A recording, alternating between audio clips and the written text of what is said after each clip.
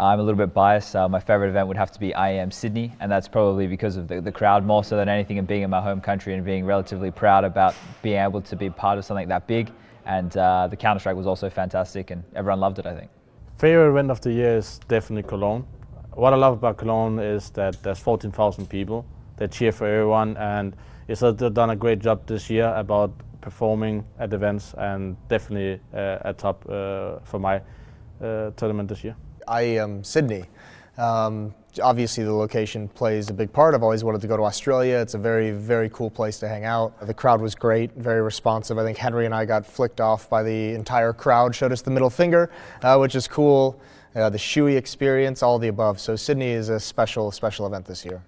I liked Blast. It was so nice. They thought about everything. There was only one problem with the difficulties they had, and it kind of ruined the event for us a little bit. But we really enjoyed the player management, and everything was so thought about. The one that I think I remember the most is the one in Sydney, because I think it was a great city, and I think the crowd was very excited about the tournament itself, and the tournament had amazing matches, and of course we left there with the title. So I think my favorite event of the year would be obviously SLTV. That was my first international championship, and yeah, that's my favorite event. My favorite event of 2017 has to be the major, because we were finalists, and the event as a whole was excellent.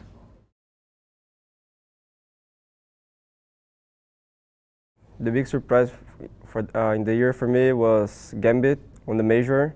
So I don't expect they win. So I was cheering for Immortals, of course, but Zeus winning was a really surprise, because they really deserve it. The biggest surprise of this year was definitely the major final in Krakow, Immortals versus Gambit, and at that point it wasn't surprising anymore who won. It was just that those two teams made it to the final with the best teams in the world was definitely the biggest surprise of 2017. So I think this jump crouch thing and big team doing that well on the major was a surprise for everyone in the scene. Biggest surprise of the year is maybe Zeus leaving Gambit to join Navi. The Krakow major, having Gambit versus Immortals as the grand final, I don't think anyone saw that one coming. And then how that tapered off to have Immortals just completely self-destruct, it didn't really make sense, but yeah, definitely a surprise. I joined Hellraisers, and because I didn't expect it. I played 6 or 7 months just FPL. I just streamed, and I didn't expect the Hellraisers team will be one to me. And after we talked, they contacted me, and I joined this team, and I'm here right now. I'm so happy.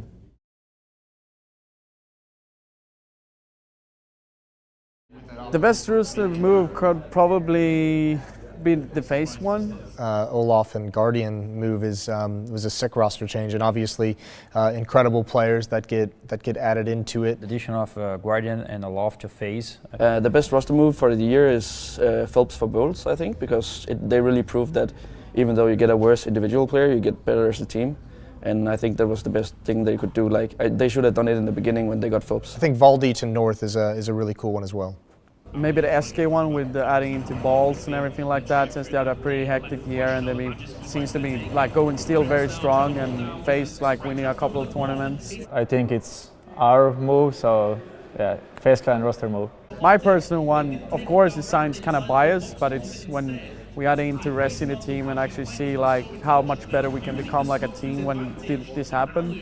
And it's no offense about anyone in the players before or anything like that, but everyone who was in the boat and in the team and so know how big a struggle everyone was having, and it seems like a bright future for us personally. FaZe team, probably. Yeah, they created very good teams right now, and the best AWP player in my opinion, and the best aimers they have right now. The best roster move of the year is of course Steel joining Liquid.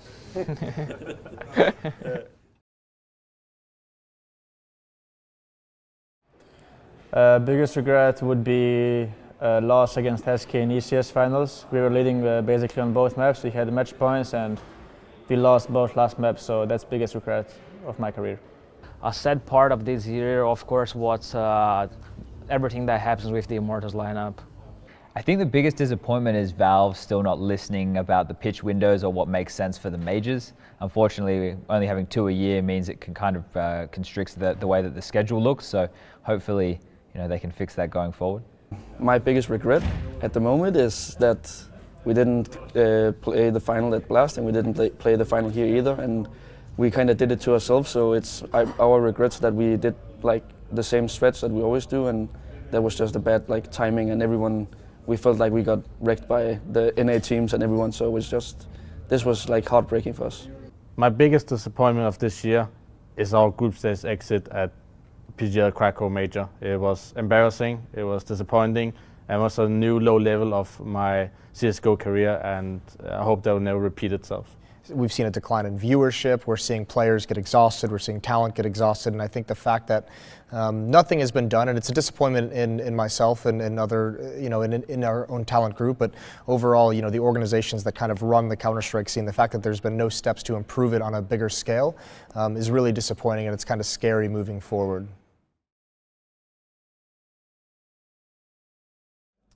The most annoying thing is when we're sitting at a tournament and Valve updates the game and we have to play on new servers and they have to restart the game and everything gets delayed because of Valve. They don't think about players. That's the most annoying thing. Probably when we failed both the minor qualifiers online. The first one was pretty much more understandable. We were in a big slump. Nothing did really not work out at all.